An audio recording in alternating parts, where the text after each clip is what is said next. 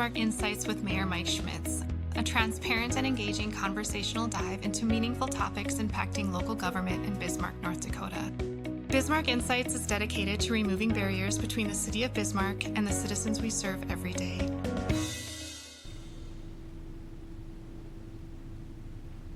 Hello and welcome to Bismarck Insights. I'm Mayor Mike Schmitz. Today we're focusing on a podcast that occurs, and the host of that podcast, the podcast is These Are Your Neighbors, and I have with me today Thea Jorgensen and Sargianna Wutzke.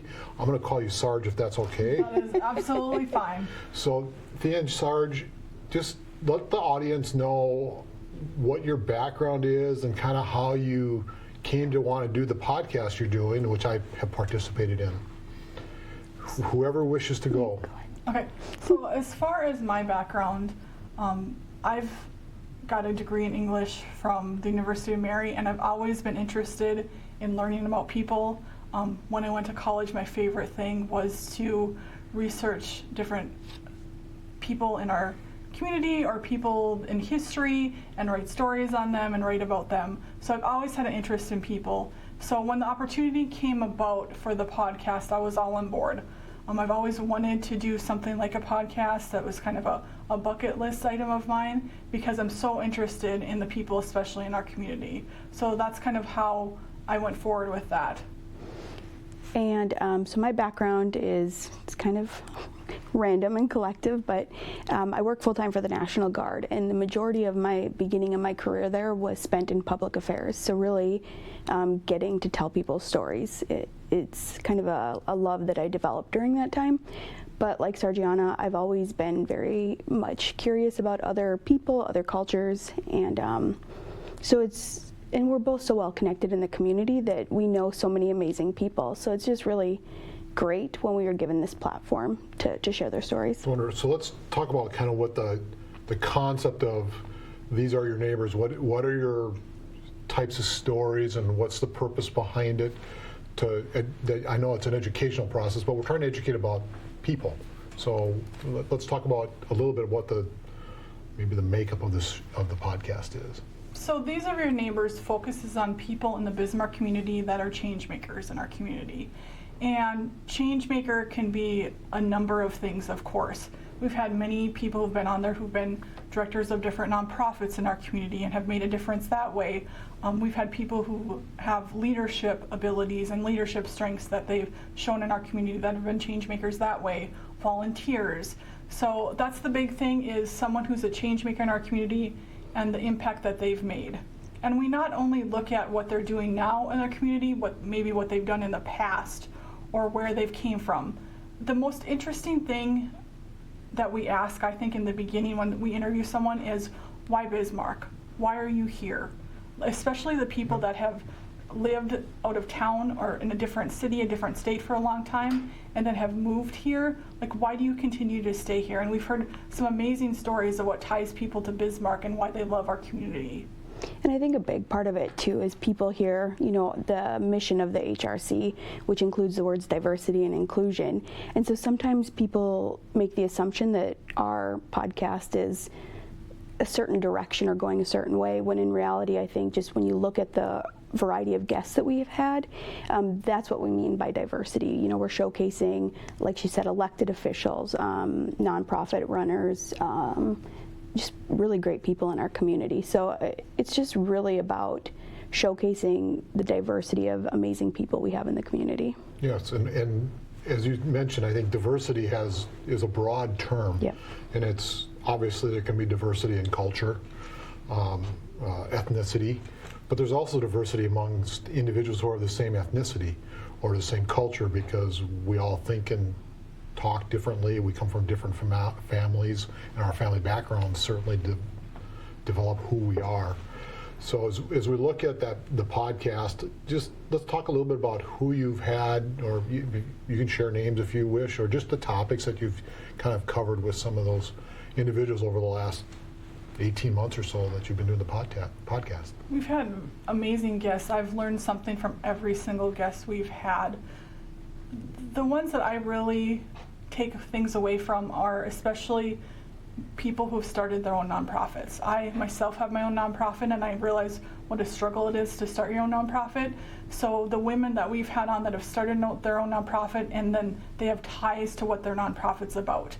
An example would be Jenny Matala. She is from Soul 57, and it's a nonprofit that provides grief support specifically to adolescents. And the reason why she started it is her mom died when she was young, and then also her sister died. So she had that connection and may not have had that outlet and those groups for herself when she was younger, but now she offers them with her nonprofit that she has. We've had other amazing people on it that I've taken away things that I never thought would come out. We've had Robert Fuller, who's a teacher, and he's also a power lifter. And when he was on, I'm like, well, what is he gonna bring? But people have talked about him many times. He brought so many things in regards to leadership that I took away from that. So that's some amazing things that he came on the podcast and talked about. And I think, so Robert Fuller is a great example, because going into the interview, I was like, what are we gonna ask him? He was incredible. Like she said, just these unexpected notes and, about leadership and everything that he's done. But I also think for me, my favorite ones really have been the ones that were topics that I really didn't know much about and took away a lot of things, like Jason Tome, who is a friend of Sargianna. He's very involved in the music community, and I had no idea the process for someone to get a degree in music in college, so that was very interesting. We just had Amanda Gottfried from the Make-A-Wish Foundation, and I feel like we could have just kept asking questions for 4 hours. So it's every single guest has taught us something, and I think that's very important about our podcast. And I think that's what it is about, is we're learning about each other here in the community, right? I know this kind of arose out of you being involved in the Human Relations Committee, or the HRC Committee, which is a committee from the city of Bismarck. Can you give me a little history on how you got involved in that, why you're involved in it, and just what the HRC is trying to accomplish? So with the podcast, I don't even know how it was mentioned, but it was brought up that maybe one or two of us should do it. And I just remember sitting there thinking, I hope no one else wants to, I'm not fighting for 10 people to do this, because like Sargianna, it was a bucket list item for me, but I never really had a concept of what I would want to do. And so this really presented a great opportunity for us. It did. And as far as the Human Relations Committee has been around for over 20 years in the city of Bismarck. It's an appointed committee by the mayor, and we have 9 people that are volunteers that are on the committee with varying backgrounds. And what we really wish for is, we know that Bismarck's a very diverse community, and we strive for inclusion in our community and accessibility to the people in our community as well. And before this committee, I didn't realize the diversity in our community that we've had until I joined this community and have been involved in the events that we've had. And the committee it is about bringing out and making sure we have an inclusionary community, a welcoming community to everyone, no matter what their background is or where they come from, whether it's another state or another country. Having those individuals here brings some balance to our community, and I think it's very important, and I do appreciate what the committee is attempting to accomplish. And obviously there's probably controversy that comes with that, and we have to deal with that as well. But it's good that we're able to, in my view, make sure we have an attempt to make sure that everybody who's got a different background can feel welcome, and so I appreciate that. And then what we'd like to do is realize some things that are concerning in our city or that people want to talk about. So in the past year, we started what's called community conversations, where we bring up different topics and the community then can come discuss them. Our first one was on diversity. Our second one was on accessibility, and then we have one coming up in November on stable and fair housing. So these are things that people have brought to us as far as concerns with that, and then we meet and have the conversation, and the public is welcome to attend. Then after it, we bring that to the city commission and let them know that the things that were brought up during the meeting as well. So let's talk about the one that's coming up in November. What date is that?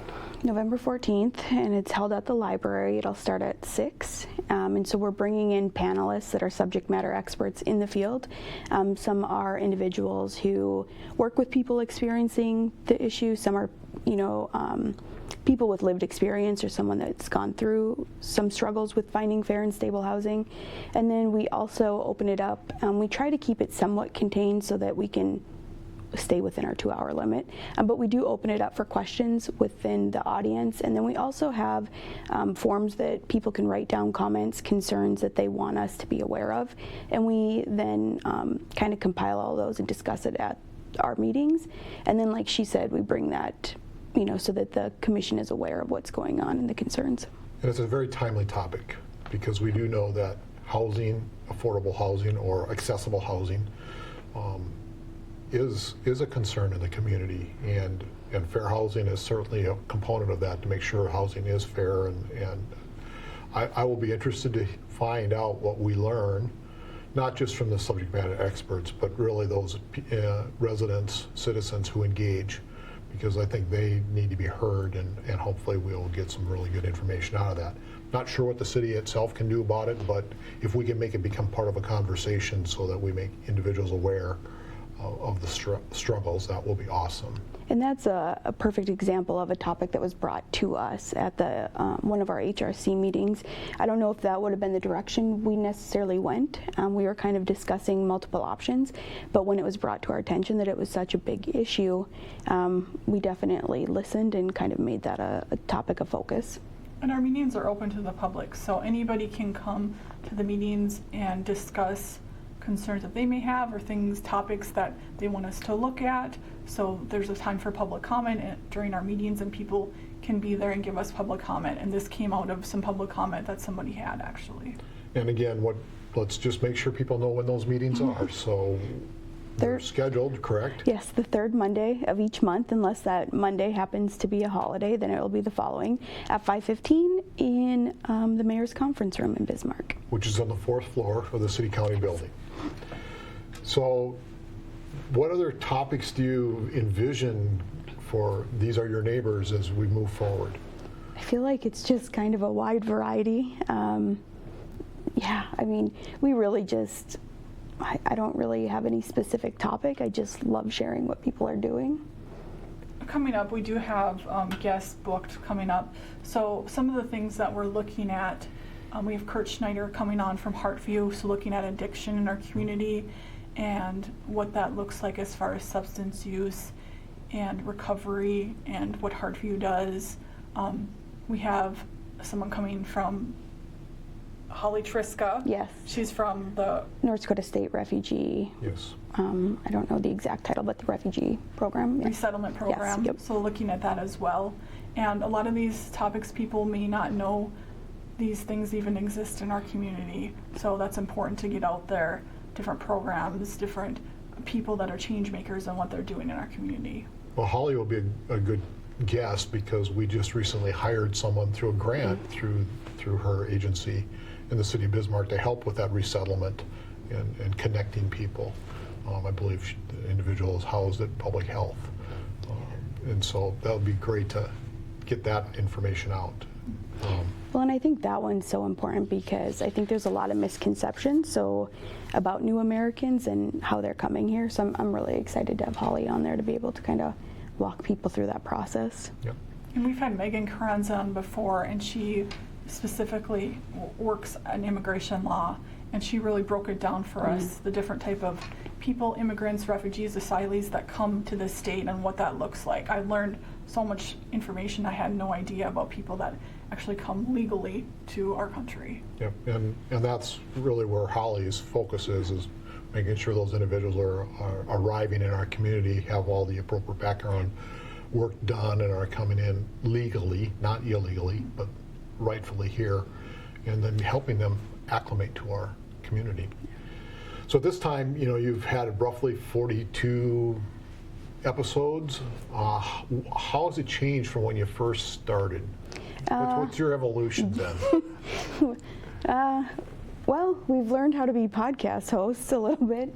Our first few are kind of tough to listen to, not because of our guests. I think we did our guests a disservice in the beginning because we weren't not that we weren't prepared, we just, it was something to get used to. It was specifically something to get used to, especially after our first. I think we've realized how to interact with people on a podcast and how it can expand on questions. Maybe we didn't know that in the beginning, and how to just have a conversation with people. Where I think I myself was very nervous in the beginning and thought these are the questions we need to ask, and I really wouldn't go off there a lot, and now it's just a conversation that we have. And I think Sargianna and I are very different in our approach to things. I'm more of a build the plane as you fly it type person, so some of the structure kind of actually made it harder for me because I'm more of a fly by the seat of your pants, and that doesn't always bode well with other people because you never know. So it's really, like she said, we've both been able to just comfortably interact with people a little bit better. So that's a segue probably into how it's evolved. But how do you prepare? What do you do to get ready for the podcast that's coming up? Obviously, you need to probably do a little research. We're really good at stalking people or researching people. We do have people send us a bio about themselves, but we do find out other information as well. Social media, just Google searching them, or we might know that person, so we know other information about them. So they send us that, and then we work questions off that. We meet at least once a month, if not more, to go over what questions we're going to potentially look at asking, or topics that we're going to cover during the interview. Not that we cover all the topics that we want to, and because we expand a lot, especially Thea does a great job at expanding on questions, especially if it's a topic that she's interested in. Well, and I think too, Sargianna does more of the logistical stuff. She schedules us, keeps us on track, and I think though when it comes to guests that we're having, it's a little bit kind of just random, but it's important to us that we don't have multiple people back to back that focus on the same issue. So we have someone coming in who will talk about substance use and addiction, and I think the last time it's probably been at least 6 months since we've had that topic covered, so we try to just bring a variety to it. Are there topics that you've thought would be good to have discussed on the podcast that you haven't yet been able to secure a guest for? Not that I can think of. No, not off the top of my head. No. We've had all sorts of people on. We've had people in law enforcement, like the Highway Patrol. As Tia said, we've had government officials. I would like to, as the session starts back again, to have a legislator on. And we've had them on in the past, but looking at that again. But we've covered so many different topics that are important to us and that are important to our community. So how would someone get you a topic if they wanted to have you talk about it? What's the process? People have actually just emailed us if they think someone would be good to be on our podcast, and we've actually had 2 guests who've came on that way, Michelle Erickson from the Abused Adult Resource Center and then Julie Jeske from our Building Together. They came on because people approached us saying that they thought they'd be good guests about those different nonprofits. So you can contact us through the city government page. There's an email there on our HRC page that people can just email. Like, there's a contact us about what they want, that they think someone should be on the podcast. And that'll go directly to the 2 of you, or does that go to the HRC committee? It'll go to the city admin, and then and they forward. Yep. So that would be a good way for them to share that information or that request. Yep. Are there things that you think from, say, my position as mayor that I could be doing to help you or help the city? Well, help us specifically, the biggest thing for pretty much anyone to help us is just sharing our podcast or listening to it. As for the city, I think as a mayor, just listening, by listening to our podcast, you'll kind of hear some of the things that are happening, but really just listening to the members of the community that you're serving. And then as far as the HRC goes, since we're both involved in that, Just the City Commission has been very open about listening to what people have came to us and said, so just continue that conversation. You guys are always willing to have us come before the commission and share what's happening in our community conversations, so that's important to be able to have that dialogue with you guys. Okay. So as we look forward, let's just bridge into that a little bit. We know we have the fair housing topic coming up. Have you thought about what the next community conversations would be in the, I don't know, what quarter, first quarter of the 2025, I guess? So I think really we had our first one that was a little bit, people heard the word diversity and again thought it was going to be very narrow, but we really kind of made that a pretty wide variety of different topics. And so then our one on accessibility actually came from the feedback forms that we received from people in attendance and what they were struggling with. And then actually the feedback form from the accessibility one did talk a lot about mental health, the houseless, and then housing. But then when our individuals came to our community, or the committee meeting, that's really where we focused on housing. So I think probably just wait again till we get those feedback forms and see if it kind of guides us a little bit. Okay. Well, that's awesome. You know, I really want to thank you for having a podcast that talks about neighbors, our community. I think it's a good thing that we can do and get it out, and I really thank Dakota Media Access for allowing you to do this.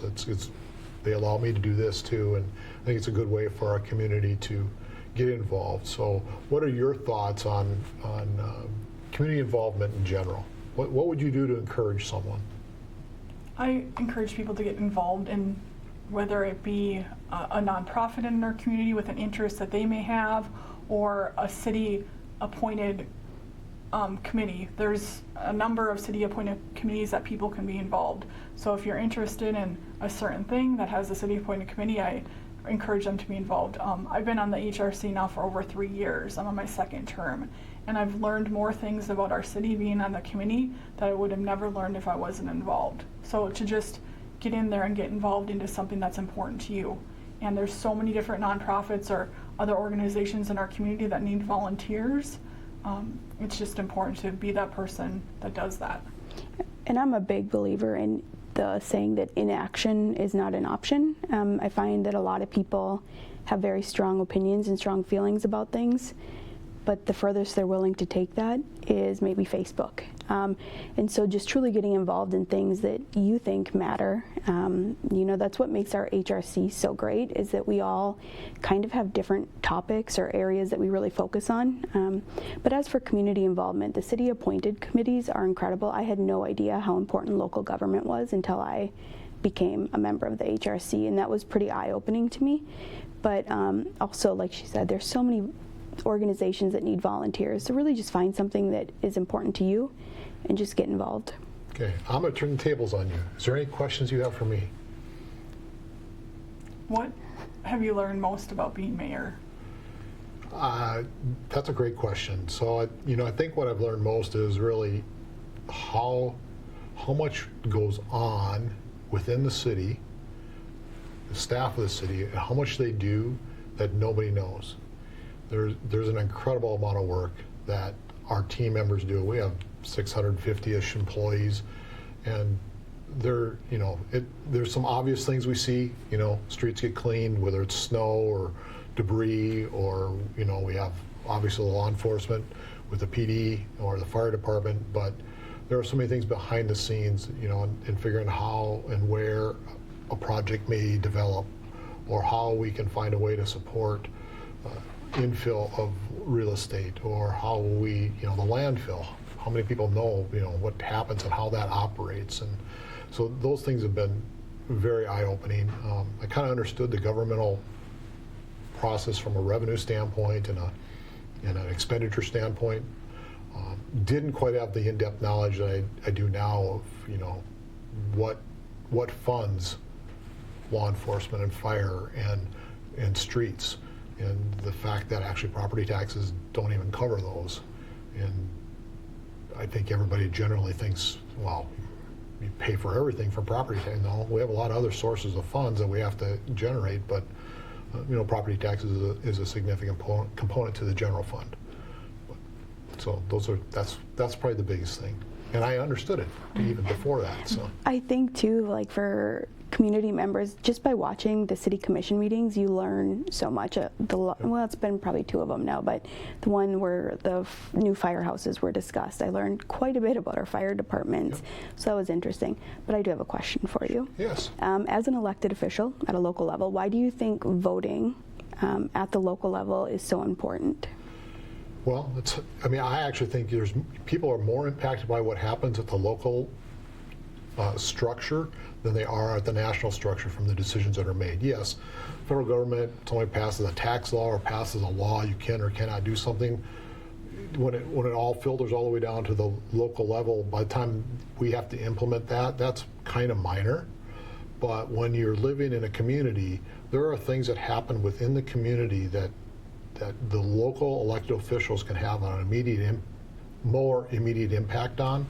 And you need to know what they're talking about, what they stand for. If they're for community, like a city of Bismarck, this is a nonpartisan position. We have no affiliation to one or the other, and we shouldn't, because we're about the citizens of Bismarck. When it comes to understanding the measures that are out there for certain things and what they might have it as an impact, if we don't vote on those things and we only have 10% of the people voting, that's 90% of people who didn't vote who are impacted by the decisions that are put forth by whoever does get elected or whatever measure is passed. And it's an important voice. It's our right. I would argue sometimes it's an obligation. You should feel obligated to vote and support whatever you feel is appropriate. And my job as an elected official then is to represent the city as a whole. And there are things that I have in fact had to decide that were probably against what I would personally want to see, because I had to look at what was best for the whole of the city. So please vote. It's so important. Very important. And we have a lot of important topics, not just people who are being elected coming in November here, but there's 5 statewide measures. There's a local measure as well. And honestly, that tells us elected individuals what our next steps will be. So thank you. And thank you both for joining me today and just having this conversation. And I appreciated being on your podcast a couple months ago. And so keep up the good work. Thanks. Yeah. This is Bismarck Insights.